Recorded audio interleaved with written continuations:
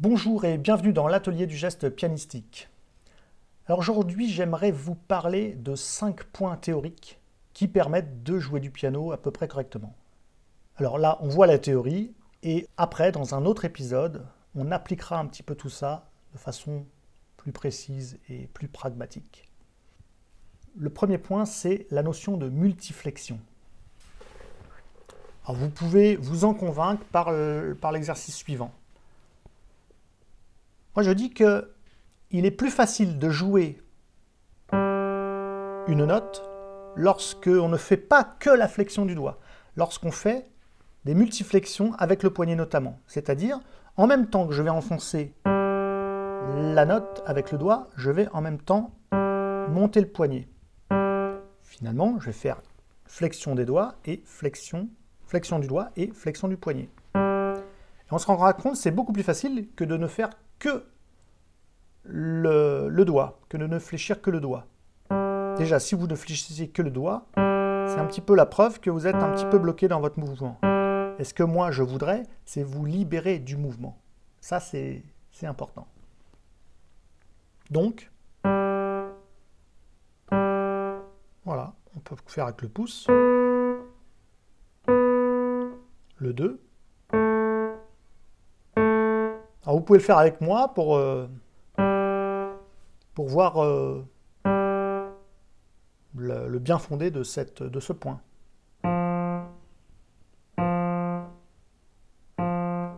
Et le 5. Vous voyez, lorsque je fais en même temps une flexion des doigts et du poignet, pourquoi pas un petit peu du coude, ça devient plus facile. Ça, c'est le premier point. Et c'est vraiment très important. Alors, certains professeurs vous disent faut pas bouger. Quand on fait quand on travaille le piano, faut pas bouger. Comme ceci. Pas bouger du tout. La flexion poignet ne doit pas être faite, etc. Je ne suis pas du tout d'accord parce que le problème, c'est que lorsque vous êtes débutant, vous n'avez que quelques années d'études, en tant qu'amateur en plus, vous allez vite vous bloquer parce que vous allez tout faire pour ne pas bouger le poignet et vous allez vous raidir, ça va devenir n'importe quoi. Alors que la mobilité,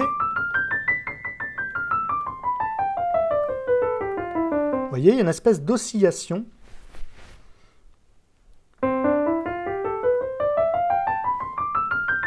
Voilà, donc la flexion du poignet en même temps qu'on fléchit les doigts. Ça, c'est le point numéro 1.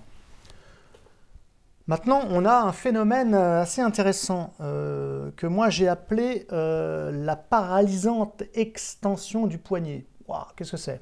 Bon, on remarquera la chose suivante. Si vous mettez votre poignet en extension complète, c'est-à-dire, ça c'est la flexion, ça c'est l'extension du poignet. Hein. Poignet, c'est ça.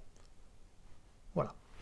L'extension maximum du poignet, sans difficulté, hein, faut pas forcer. Non, c'est juste, sans difficulté, se mettre en extension et que ce ne soit pas difficile de le faire.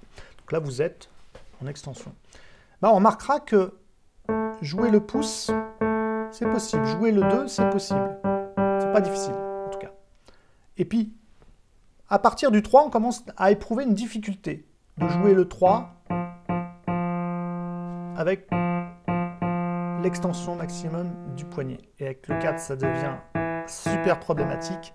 Pire que le 5, n'en parlons pas. Bref, donc j'ai appelé ça la paralysante extension du poignet, parce qu'en fait, cette extension paralyse littéralement à partir du 3e doigt, et le 4 complètement, le 5 complètement. Il va falloir ne pas se retrouver en flexion maximum lorsqu'on jouera 3, 4, 5 d'un des doigts.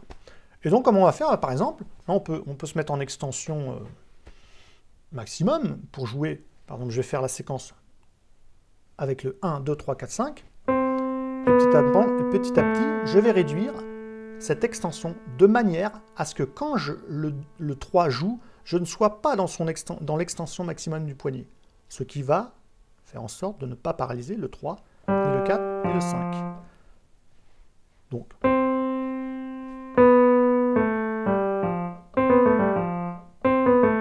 voilà. Hein, si je suis comme ça, tout le temps, 4, 5, j'y arrive pas bien. Là, ça va à peu près. Là, il n'y a pas de problème. Là, ça commence à être difficile parce que j'ai le 3 qui joue. Le 4, c'est pas possible. Le 5, c'est pas possible. Donc, voilà, si je dois être en extension maximum, je peux l'être pour le 1 et le 2. Puis à partir du 3, il faut commencer à réduire. Hein?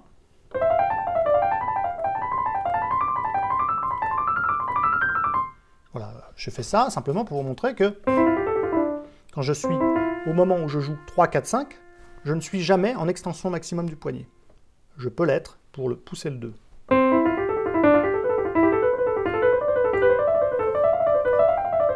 Voilà, donc ça c'est le point numéro 2, la paralysante extension du poignet, qui paralyse, lorsque le poignet est à son maximum d'extension, paralyse le 3, 4 et 5. Voilà. Maintenant, on a un troisième point, très important, dans la façon de jouer du piano, c'est l'optimal angle de rotation du poignet. Alors, qu'est-ce que ça veut dire? Bon, c'est quelque chose de simple, en fait. Prenez vos doigts. Admettons que vous vouliez absolument enfoncer une note avec la pulpe bien parallèle à la touche. Donc, vous allez poser. Par exemple, si vous mettez comme ça, vous n'êtes pas parallèle. Hein. Il faut jouer avec vraiment la pulpe. Hein, c'est ce qui se trouve ici. Là. Alors, vous allez vous mettre... Voilà. Là, je suis dans la bonne position. Je peux être comme ça, je peux être comme ça, je peux être comme ça. Voilà. Là, je suis dans la position optimum par rapport à la rotation du poignet. C'est-à-dire que j'ai réglé mon poignet pour pouvoir avoir la pulpe bien en face des touches. Hein, si je suis comme ça, c'est pas bon, donc il faut que je tourne mon poignet, que je fasse une rotation de poignet. Si je suis comme ça, c'est pas bon. Et si je suis comme ça, c'est parfait. On se rend compte que chaque doigt a son propre angle de rotation. Si on veut absolument jouer avec la pulpe du doigt bien sur la touche, parallèle à la touche. Je suis comme ça. Là, je vais être obligé de donner un léger petit angle supplémentaire pour pouvoir jouer. Et pour le 4, c'est pareil. Je vais être obligé de tourner un petit peu plus. Puis là, pour le 5, pour être sûr de me retrouver bien, si j'ai les doigts écartés, par exemple, là, on se rend compte que je vais être carrément obligé de me mettre comme ça. Voilà. Bon, on ne joue pas du piano comme ça, je suis d'accord. Vous allez voir que c'est quand même intéressant et indispensable. Je fais pareil pour la main droite. Alors, vous pouvez le faire avec moi. Essayez juste de positionner le doigt de telle manière que vous soyez parallèle, que la pulpe soit parallèle au plan des touches. Voilà. Là, c'est pas bon. Ah, attention. Ouais, là, c'est bon. Ah, là, c'est plus bon. Ok, donc c'est là. On voit bien, lorsque l'ongle, finalement, va pointer perpendiculairement à une droite qui serait au-dessus. Hein, voilà, comme ça, qui traverserait vraiment la verticale. Bon. Voilà, le 3, un petit peu plus. Vous voyez, j'ai tourné un petit peu plus le poignet. Et voilà. Là, ça pointe, je suis bien parallèle. Donc on se rend compte que finalement, si je fais... Alors, juste une petite parenthèse, hein, si vous voulez bien, je ne parle pas du pouce. Que le pouce, pour qu'il joue comme les autres doigts, comme je le dis, il faudrait jouer comme ça. On ne joue pas du piano comme ça. Non, pas possible. On joue avec ce côté-là. Je reviens à mon 2, 3, 4. Mettons que je vais faire 2, 3, 4, 2, 3, 4, 5, 4, 3, 2, 3, 4, 5, cette chose-là. Avec cette contrainte d'avoir absolument l'angle de rotation du poignet qui soit parfait pour pouvoir jouer avec la pulpe sur chaque doigt. Regardez ce que ça fait.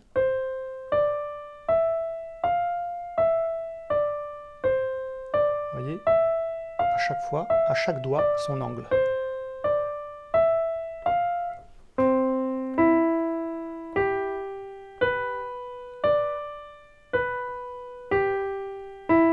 Je fais exprès de respecter totalement ce que je viens de dire. Vous voyez que la pulpe du doigt est parfaitement posée sur la touche.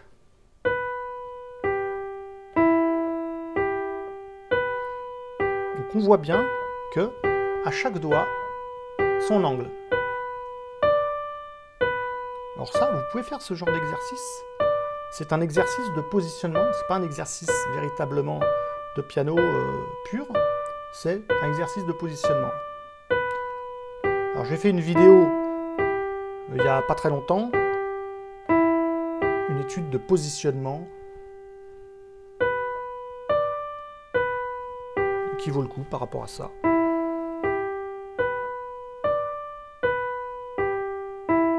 Voilà.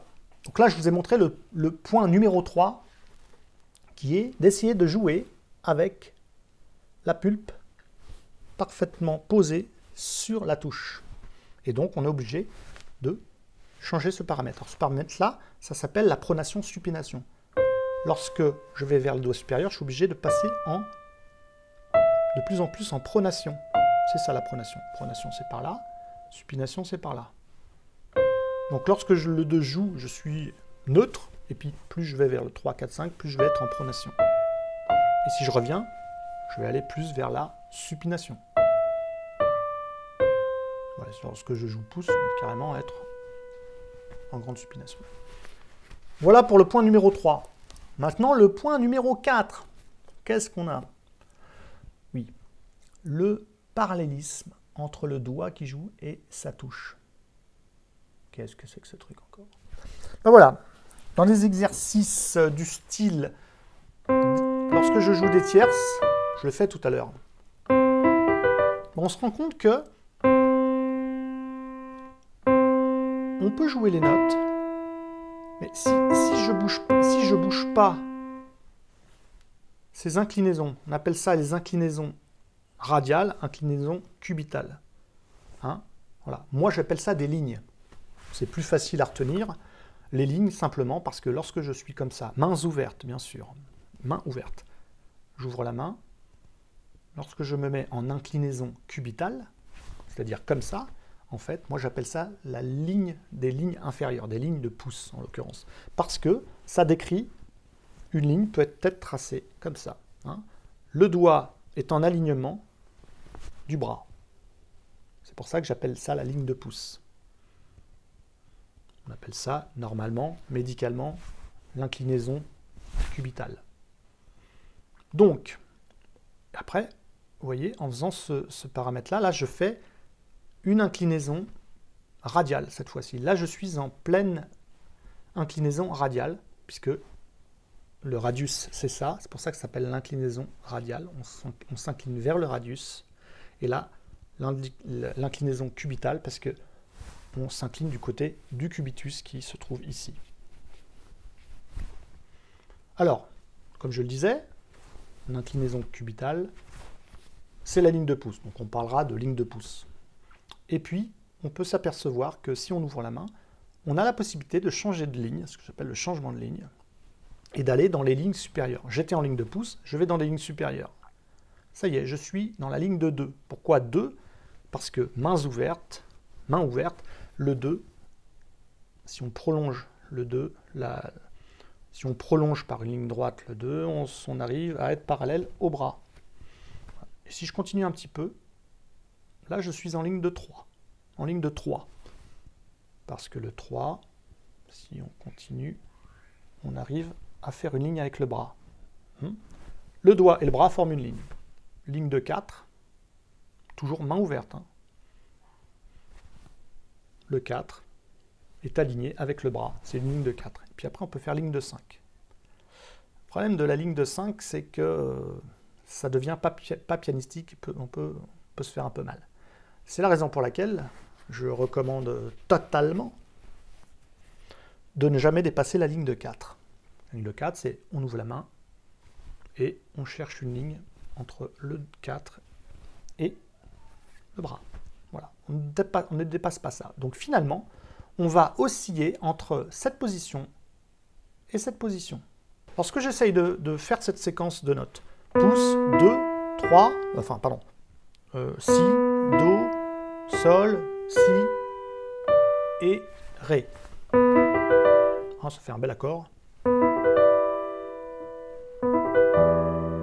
mal, hein? Bon, on se rend compte d'une chose, c'est que je vais jouer en ligne de pouce la première note, Et puis après, je vais essayer de changer de ligne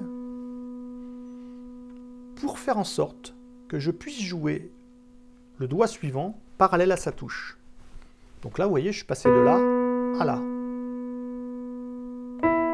Le doigt est bien parallèle à la touche.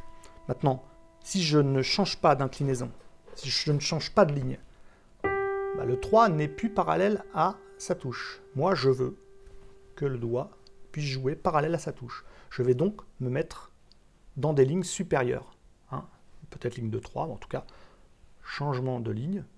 Peu importe de quelle ligne il s'agit, on va dans les lignes supérieures. Hein, puisque là, on est dans les lignes de pouce, les lignes inférieures. Et puis si on va par là, on va dans les lignes supérieures. Et puis si on était dans la ligne de 4, par exemple, eh ben, en allant par là, on passe dans les lignes inférieures. Hein, vous avez bien compris. Bon. Donc, le pouce, je change un petit peu mon inclinaison, mes lignes. Je joue le 2, je change de ligne. Je vais dans les lignes supérieures, je joue le 3.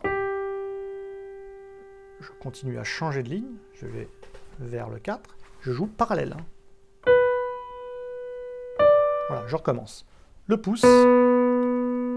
Avant de jouer le 2, je me positionne en changeant de ligne. Et là, je suis parallèle à la touche qui va jouer. Je joue. Changement de ligne vers les lignes supérieures. Le 3 est bien parallèle à sa touche. On est bien d'accord.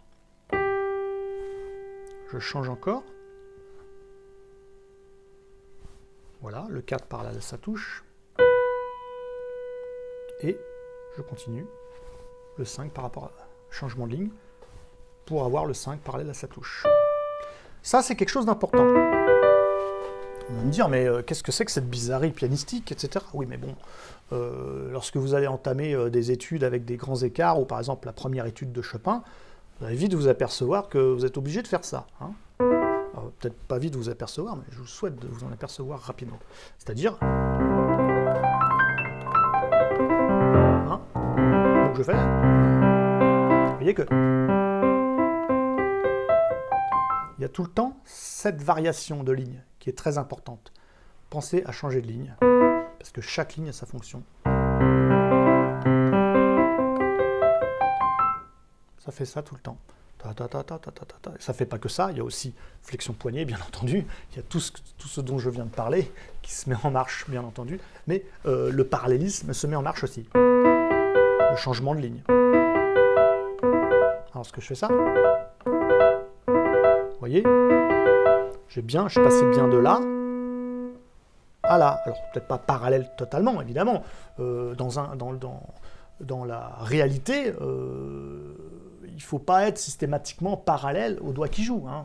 On est bien d'accord. Mais on s'en approche et il y a beaucoup de vérité dans cet idiome, dans ce principe. Donc, voilà.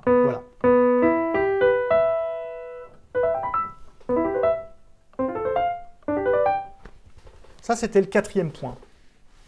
Et puis, on a un point qui est souvent extrêmement négligé dans l'enseignement du piano et puis dans le jeu lui-même, pianistique, et même dans les profs de piano, même dans les gens qui font des concerts, etc. Peut-être pas les grands concertistes qui ont compris ça depuis longtemps. Et encore que. C'est ce que moi j'appelle l'effet roseau. La notion de rectitude, comment ça se passe? C'est-à-dire qu'on va se rendre compte d'une chose, c'est que l'effort musculaire, lorsque les doigts sont très crochus, l'effort musculaire est quand même important. Par exemple, si je veux jouer le 2, je vais lever mon doigt et je vais jouer comme ça. Quelque part, ça me prend pas mal d'énergie musculaire, très important. Si, au lieu de faire ça, je vais modifier mon arche longitudinale pour que son diamètre augmente. Donc là, j'ai une arche longitudinale très petite, dont le diamètre est petit, puisque c'est très rond, hein, ça fait comme une balle qui serait grosse comme ça à peu près. Mais je vais allonger ce diamètre-là. Donc je vais respecter mes arches, mais je vais le faire vraiment une très grande arche. Et je me rends compte que si j'applique avec le bras, donc je me mets dans cette position-là, et je vais appliquer une force, grâce avec le bras, je vais pousser dans la direction du doigt, comme une flèche, comme si le doigt était une flèche et que je voulais planter ma flèche.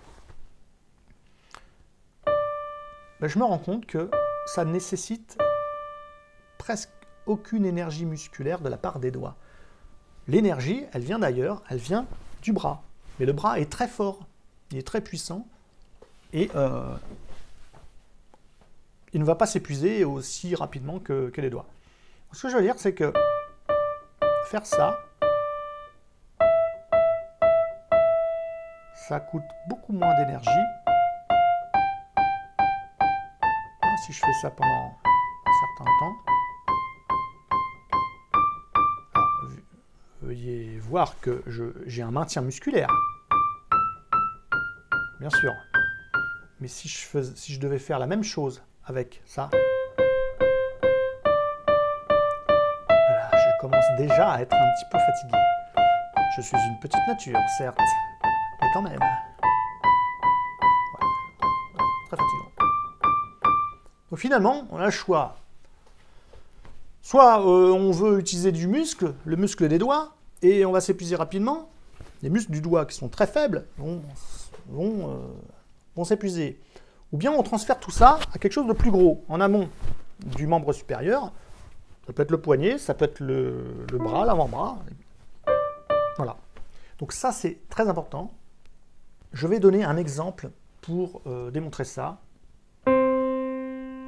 Je vais continuer avec la première étude de Chopin, opus 10. Lorsque je fais ça,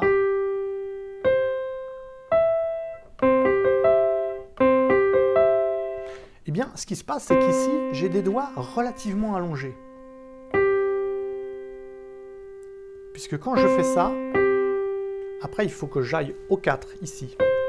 Je vais le faire, mais avec cet effet roseau. C'est-à-dire que je vais préserver une grande arche, et en maintenant appuyé sur la touche, j'ai juste à basculer. Je suis en repos, si je puis dire, je suis en équilibre sur le deuxième doigt.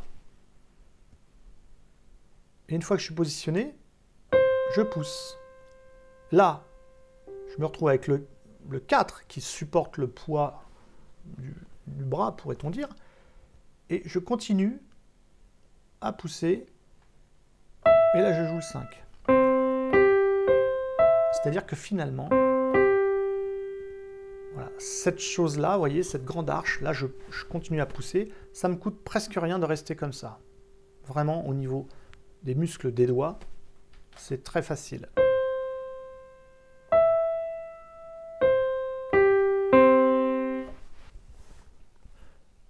On va prendre un autre exemple qui va nous montrer un petit peu plus l'effet roseau dont je parle.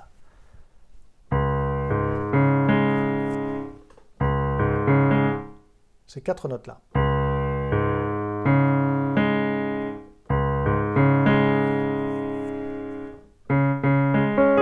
Alors, l'effet roseau, ça se passe comme ça. Vous voyez, là, j'essaye d'appliquer une grande arche. J'essaye pas d'être comme ça.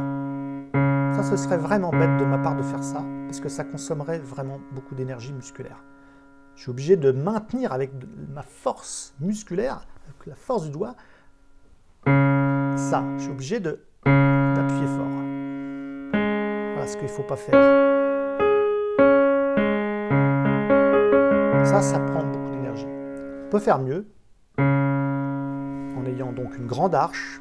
Et donc là, on peut se servir du bras pour enfoncer la touche. Après, on bascule sur le 3. Vous voyez que là, je suis en équilibre sur le 3. Si j'étais là, je serais en équilibre, mais ça me demanderait beaucoup d'énergie. Là, sans beaucoup d'énergie musculaire des doigts, je suis en équilibre. Hein? Donc, je suis capable de... Voilà. Vraiment, je suis en équilibre. Et je suis en équilibre sans consommation d'énergie musculaire. Et c'est notamment grâce à cette grande arche que je peux le faire. Si j'étais comme ça me demanderait beaucoup d'énergie. Bien sûr, parce qu'il faudrait que j'appuie sur la touche. Là, je serais en appui sur la touche pour résister à l'appui de cette touche, pour éviter d'effondrer la main. Je suis obligé de maintenir musculairement avec ce doigt-là, la main. Donc là, je suis là, il va falloir que je passe au 2 ici. Donc je fais, et là, juste avec un petit changement de ligne, je transfère sans aide, sans tellement d'énergie musculaire, l'énergie sur le 2. Je vais vous donner un autre exemple sur ces 4 notes-là.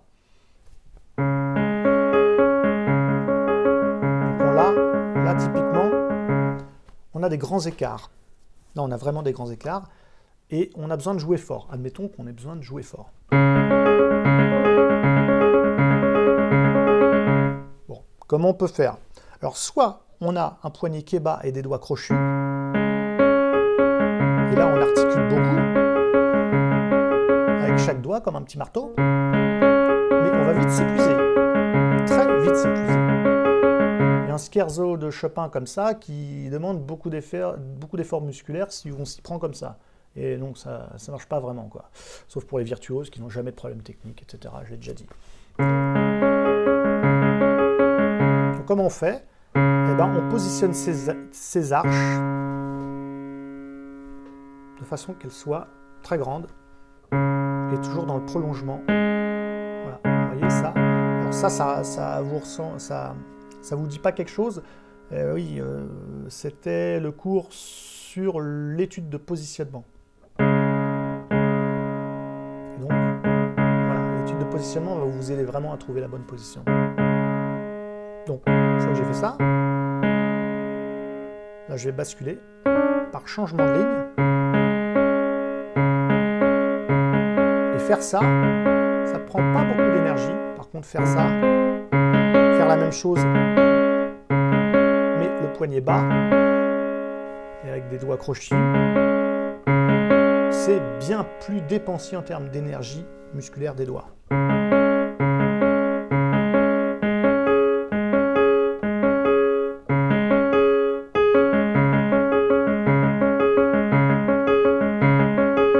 voyez cette force?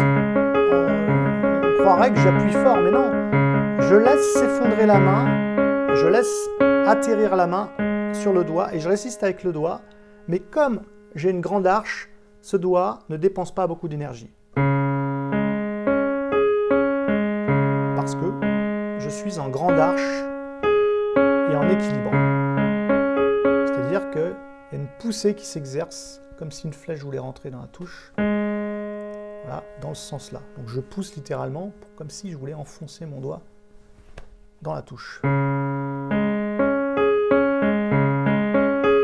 Évidemment, il y a tout le dispositif derrière. Il y a des changements de ligne, il y a des flexions, extensions, il y a beaucoup de choses. Mais ce que je fais là, c'est pas uniquement grâce au doigt. Il y a longtemps que je serais épuisé pour jouer aussi fort que ce que je suis en train de faire.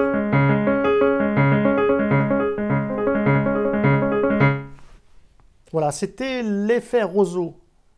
Donc, on a bien compris, l'effet roseau, c'est le fait d'avoir presque, j'ai envie de dire, pas tout à fait, presque le doigt presque tout droit par rapport au poignet et de jouer dans la direction, comme s'il y avait une flèche sur le doigt. Voilà. Sauf que cette position-là n'est pas très physiologique. Il faut toujours avoir une arche, même si elle a un très très grand diamètre. Et là, elle a un très très grand diamètre. On pourrait dessiner un ballon de quelques mètres de tour. Et c'est ça l'effet roseau. C'est-à-dire que un roseau, il se plie raisonnablement, il se plie toujours un petit peu, mais un roseau va pas se tordre comme ça, va pas faire des gros angles comme ça.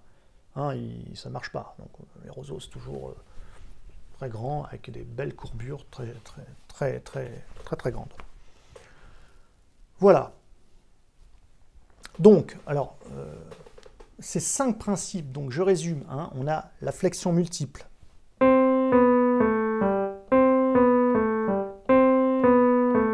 Je ne joue pas que le doigt, je n'articule pas que le doigt, je ne fais pas qu'une flexion du doigt, je fléchis aussi le poignet. Ça, c'est le premier principe. Le deuxième principe, l'extension du poignet qui paralyse le 3, 4, 5. Hein, si on est comme ça, on ne peut plus tellement jouer 3, 4, 5. Donc, méfiez-vous, si vous avez une grande extension poignet et que vous essayez de jouer 3, 4, 5, vous allez avoir des problèmes. Là, il y a déjà beaucoup moins de problèmes. Pour le 2, pour le pouce 2, c'est pas grave.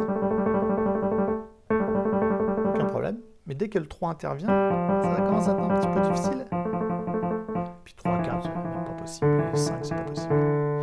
Voilà, ça c'est la paralysante extension du poignet. Il faut éviter cette extension maximum lorsque le 3, 4, 5 joue. L'angle de rotation en fonction de la pulpe.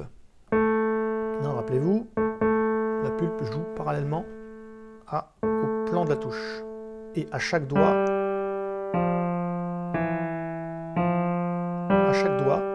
on a l'angle qui change.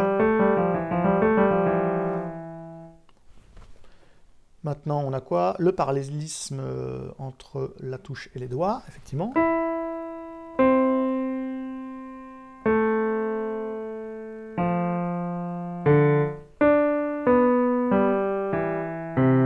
est bien d'accord? Parallèle, parallèle, parallèle, parallèle. Remarquez que plus je joue vers les petits doigts, plus mon coude va s'écarter. Ça va permettre de jouer. Ça va permettre aussi d'améliorer sa pronation. Parce que si vous êtes comme ça, vous pouvez faire ce que vous voulez. Eh ben, la pronation, vous n'avez pas réussi à la faire. Hein. Alors, là, je suis au maximum. Il faudrait que je fasse cette pronation pour le 5, mais j'arrive pas. Alors, qu'est-ce que je peux faire? J'écarte mon coude. Et là, cette fois-ci, mon doigt peut être parallèle à la touche. Parallélisme entre le doigt et la touche. Oui, voilà. Si je suis comme ça, donc là, bon, bref. Et l'effet roseau, donc effectivement. Alors, quand je fais ça,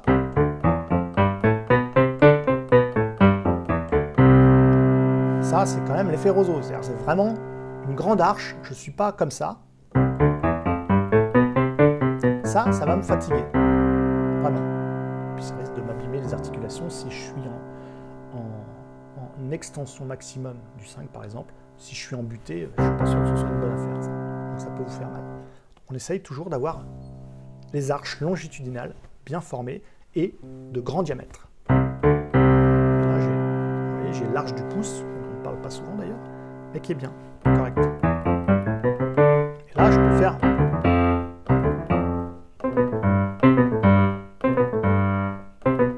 Bon, j'arrive pas bien. Hop, hop, hop. Je me sers beaucoup de la force du bras. Je pousse. En même temps, je fais plein d'autres choses. Mais je respecte totalement mes arches, ce qui me permet de jouer sans trop d'efforts musculaires de la part de la main. Les efforts sont répartis plus dans le bras. Le bras est très fort, donc pas trop de problème. Voilà pour les 5 principes qui permettent de faire du piano. Alors, dans les études prochaines, dans les cours de piano prochains, on reparlera de ces effets-là. Mais là, j'ai voulu absolument vous présenter ces 5 effets qui sont extrêmement importants dans le piano. Et si vous ne prenez pas les bons plis au niveau du piano, lorsque vous êtes débutant, vous irez moins loin que si vous avez connaissance de ça. Voilà. Je vous dis à bientôt pour les prochaines vidéos, et en attendant, n'hésitez pas à partager la vidéo, à mettre un petit pouce sur la vidéo, de mettre une petite clochette pour être au courant des prochains épisodes, etc., etc. À bientôt!